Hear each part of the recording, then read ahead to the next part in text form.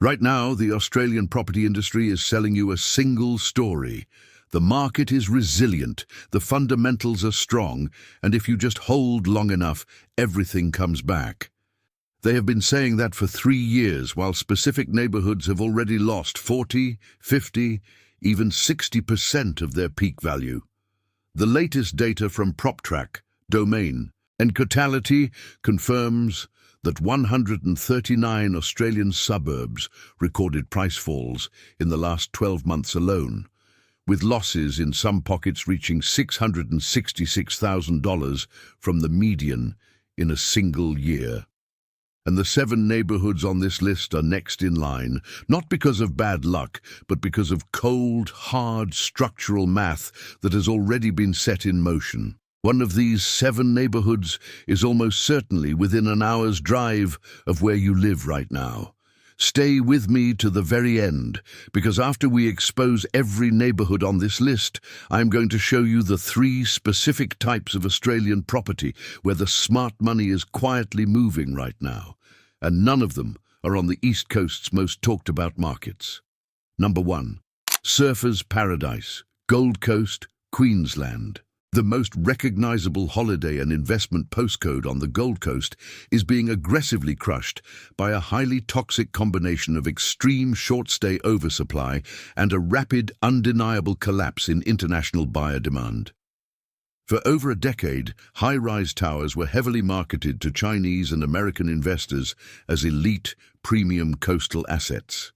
Today, those identical high-rise towers are settling into a resale market completely flooded with indistinguishable listings.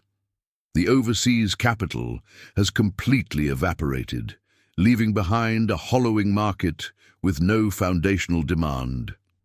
The developer brochure promises premium beachfront returns in Australia's holiday capital. But the PropTrack data delivers a high-rise unit market where investor resale values are coming in hundreds of thousands below contract prices, forcing distressed fire sales at a time when the local owner-occupier market has zero interest in buying a generic studio apartment in a 40-story tower. These owners are completely trapped, watching their savings get entirely wiped out by surging strata fees, while trying to offload depreciating assets to a buyer pool that simply does not exist anymore. This financial devastation is not confined to the coast, because inland first-home buyer corridors are bleeding just as heavily. Number 2, Ipswich, Queensland. Throughout the frenzied pandemic boom, Ipswich was aggressively marketed to desperate first-home buyers as the new affordable alternative to Brisbane. But the suburb attracted maximum leverage buyers with minimal equity buffers who are now being brutally crushed by 3 years of punishingly high interest rates. These buyers stretch their borrowing capacity to the absolute limit, banking on wage growth that never arrived. The local economy simply cannot generate the wages required to sustain the inflated purchase prices that were normalized during the peak, and distressed listings are already piling up across these specific postcodes. Mortgage stress in Ipswich is now among the absolute highest in all of Queensland, and families are plunged into deep financial distress in properties they can no longer afford to hold. The real estate agent pitch promises the new affordable alternative to Brisbane for growing families looking for space. But the Domain data delivers a postcode where the majority of recent buyers are spending over 35% of their gross income on mortgage repayments alone, with absolutely no refinancing options and no buyer depth beneath them. They are bleeding cash every single month, forced to absorb massive hits to their equity just to escape the debt. And while Ipswich suffers from extreme mortgage stress, our next market proves what happens when mainland investors completely misread a local economy. Number 3, Launceston, Tasmania. Launceston was the quieter, slightly more insidious version of Hobart's massive pandemic property story. Mainland investors aggressively poured in. Prices surged a terrifying 40% in 2 years, and the lifestyle dream was sold incredibly hard. But the foundational local wage economy in Launceston earns approximately half the median income of the Sydney buyers who artificially drove those prices into the stratosphere. The harsh return-to-office mandate has violently snapped the remote work trend and completely emptied out the short-term rental market, leaving owners completely exposed. Investors simply cannot generate the rental yields required to cover their holding costs at peak prices, and the local workforce cannot afford to rent from them. The Cotality data already confirms double-digit unit price falls in surrounding Tasmanian postcodes and Launceston's structural fundamentals, specifically low local wages, a rapidly aging population, and minimal new industry, are absolutely identical to every Tasmanian market that has already corrected violently. The lifestyle magazine promises a pristine, heritage-rich remote work haven, but the Cotality data delivers a deeply fractured market where absentee investors are actively bleeding equity, completely trapped holding assets that the local population cannot afford to support. As these investors run for the exits, they are driving prices into the ground. And the exact same oversupply dynamic is currently suffocating a major coastal corridor in Western Australia. Number 4. Mandurah, Western Australia. While Perth's inner ring continues to perform and dominate the headlines, Mandurah, the sprawling coastal city 70 kilometres south, is showing the first terrifying signs of the same oversupply crisis that destroyed Kyabram and Oakville. A massive, relentless pipeline of new land releases and generic house and land packages has absolutely flooded the market with completely identical stock. First home buyers who purchased blindly at pandemic-era prices in Mandurah are now discovering their bank valuations are coming in significantly below their original purchase price. Furthermore, the transient retiree market that heavily underpinned Mandurah's foundational demand base is actively shrinking as older Australians face their own brutal cost of living pressures. First home buyers are watching their wealth get erased by an endless sea of new concrete. The lifestyle magazine promises the affordable coastal retirement dream, offering serenity and capital growth 60 minutes from Perth. But the PropTrack data delivers a secondary market absolutely choked with identical listings and literally zero buyer depth. When you have 50 identical properties for sale on the same street, the vendor discounting becomes immediate and merciless. Buyers are trapped in negative equity, unable to sell without taking a devastating financial hit. And this specific danger of buying heavily marketed alternatives leads perfectly into a major regional hub severely exposed to economic cycles. Number 5. Toowoomba, Queensland.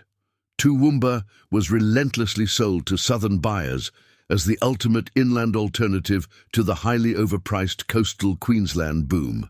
It was pitched as affordable, deeply livable, and permanently growing. But the underlying reality is that the local agricultural and logistics economy that actually underpins Toowoomba is highly sensitive to severe commodity cycles. The mass influx of investor stock during 2021 and 2022 created a massive rental oversupply that has already begun violently compressing yields, entirely destroying the original investment case. Crucial infrastructure promises from the state government remain completely unfulfilled, and the buyer pool aggressively shrinks with every single month that mortgage rates stay elevated. The data from PropTrack clearly shows Queensland regional markets outside the southeast corner decelerating sharply, with Toowoomba's days on market rising significantly above the broader state average. The developer brochure promises an affordable, highly livable inland alternative to the coastal boom, but the PropTrack data delivers a stagnant regional market where massive rental oversupply is aggressively compressing yields and destroying the investment case.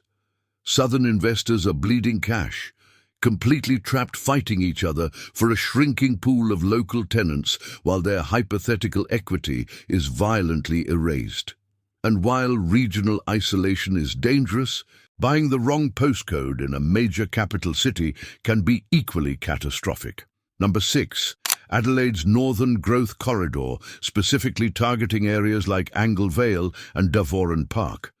Adelaide's middle ring has performed incredibly strongly, but its massive outer northern growth corridor has blindly attracted maximum leverage first home buyers and investors who were desperately chasing the city's headline growth numbers without understanding that the growth is entirely concentrated in the established inner ring. These highly exposed outer northern suburbs possess a fatal structural weakness identical to Oakville and Box Hill. They were aggressively sold on flashy infrastructure promises that have been endlessly delayed. They are completely dominated by investor stock with zero genuine owner-occupier depth, and the fundamental local wage base simply cannot sustain 2021 purchase prices under current interest rates. The real estate agent pitch promises consistent, resilient capital appreciation in Australia's most affordable capital city. But the domain data delivers isolated estates where crippling holding costs are bleeding investors dry, and the promised amenities remain nothing more than faded construction hoardings. Buyers who heavily leveraged themselves to secure these properties are now plunged into deep financial distress, discovering their generic new builds are practically unsellable on the secondary market. And this exact reliance on artificial demand sets up our final, most vulnerable neighbourhood, where an entire market is at the complete mercy of a single employer. Number 7. Canberra's inner apartment market, specifically targeting heavy high-density zones like Braddon, New Acton and Kingston. For years, Canberra was the widely overlooked pandemic darling, backed by a massive government employment base, incredibly high median incomes, and supposedly unbreakable strong fundamentals. But its inner apartment market has a devastating ticking time bomb permanently embedded in it: the Commonwealth Government's aggressive public service headcount reduction program. The math here is inescapable. Every single percentage cut to the Australian public service workforce directly and immediately reduces rental demand in the exact inner apartment corridors that heavily house public servants on short-term Canberra postings. Cotality's May 2026 report already flags Canberra listings as sitting dangerously above the historical average, which is a screaming early signal of softening demand and an impending capital collapse. The developer brochure promises a premium apartment market perfectly insulated from private sector volatility thanks to a permanent government employment base. But the Cotality data delivers a rental market directly and immediately exposed to every single federal budget announcement where massive headcount cuts are wiping out tenant demand. Investors are violently bleeding equity as vacancy rates surge, watching their property values be completely hollowed out by an oversupplied market that simply does not have the local population growth required to absorb the excess stock. Now step back and look at the massive pattern connecting every single one of these 7 failing markets. They are not failing because of bad luck. They are failing because the structural math no longer works.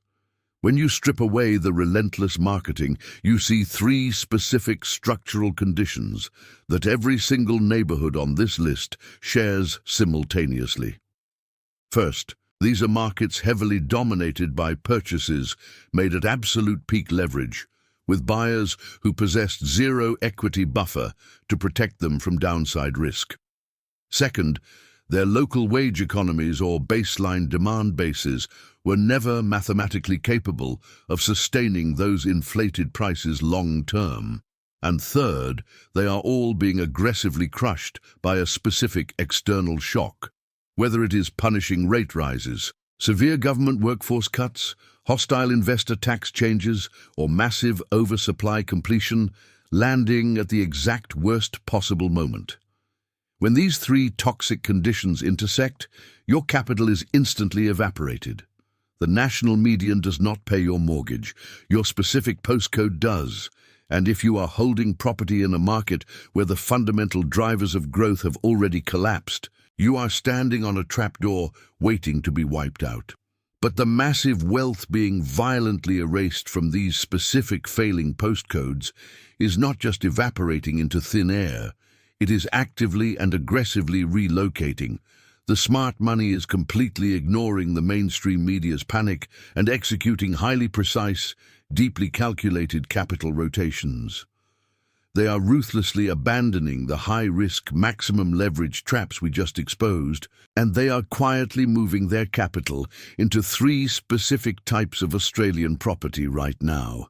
And crucially, absolutely none of them are on the East Coast's most talked-about, hyperinflated markets.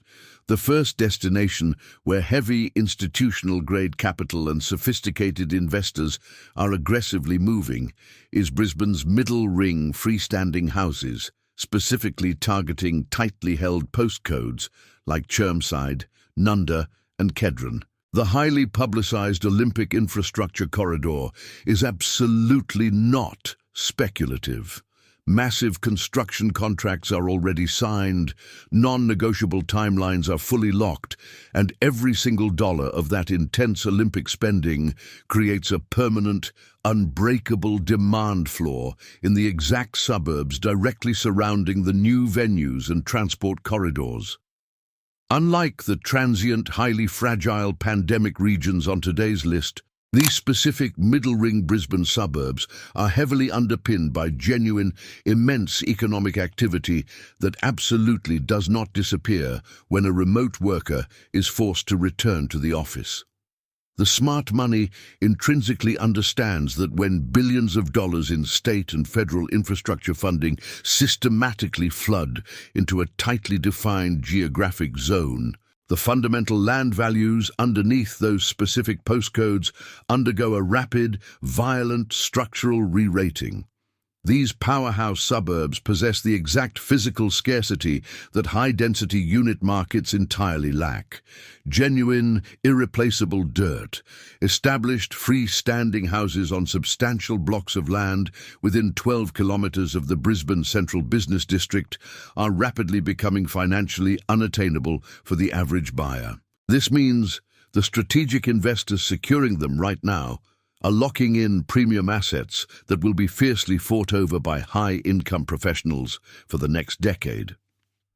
The data decisively proves that while heavily leveraged investor units on the Gold Coast are being aggressively crushed, these middle-ring Brisbane houses are seeing their days on market compress rapidly as sophisticated buyers scramble to secure the finite land before the Olympic decade truly accelerates.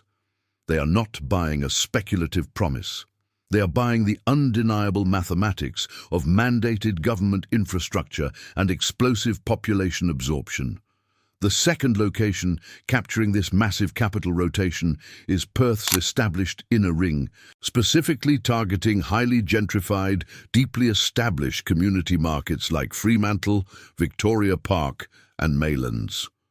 While the Mandurah oversupply continues to build aggressively in the outer ring and aggressively destroys first home buyer equity, Perth's established inner ring is flashing the exact same structural conditions that directly preceded Melbourne and Sydney's massive historical growth cycles of the 2010s. We are talking about incredibly strong, sustained population growth, aggressively constrained land supply, and a highly diversified, immense local economy generating serious, real-world wages.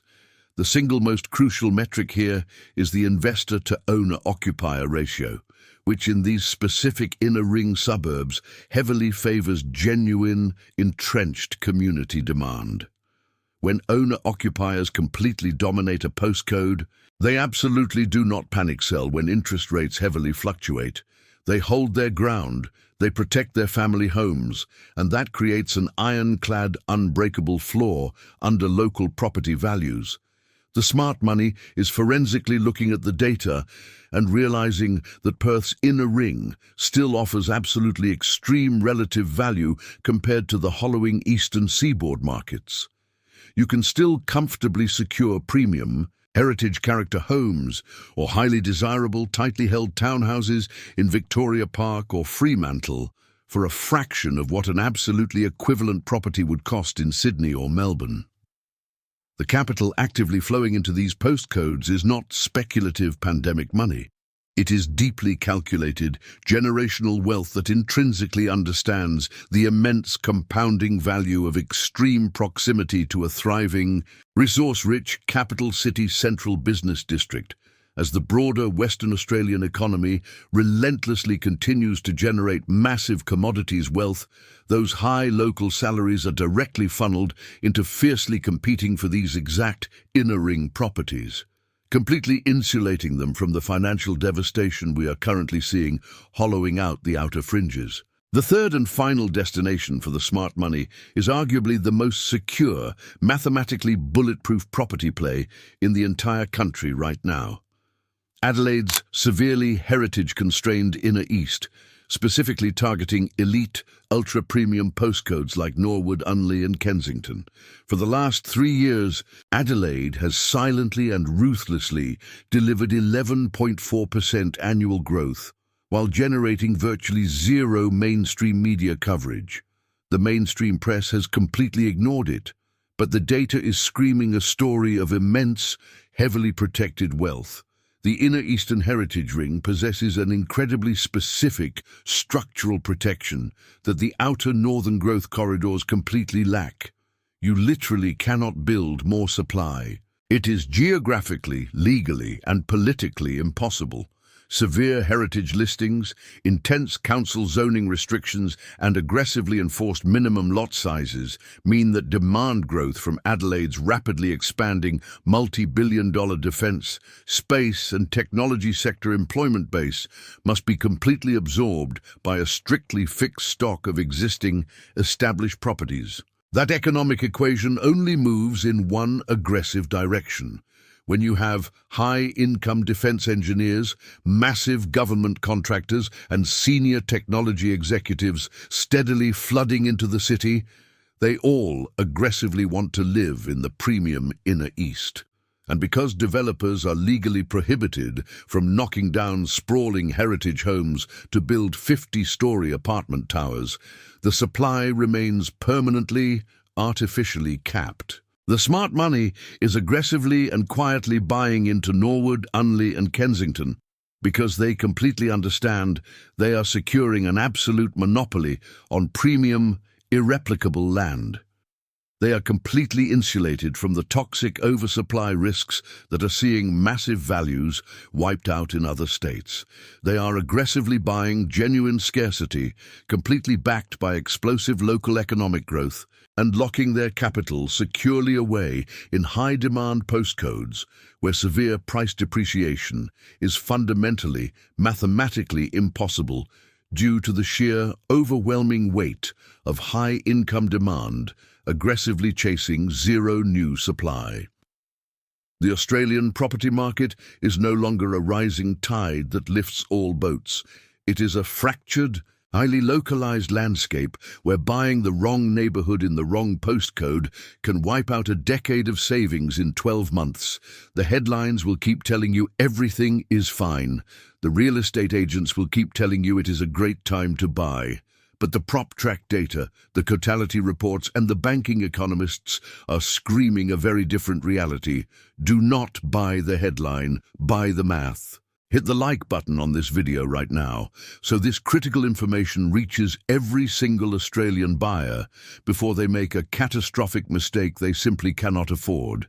Hit subscribe and turn on notifications because the market is shifting fast and we are going to keep tracking exactly where the money is going every single week.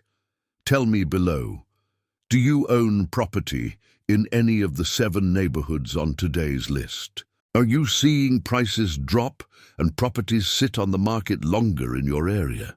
Tell me your story because your local knowledge helps everyone else see the truth behind the headlines.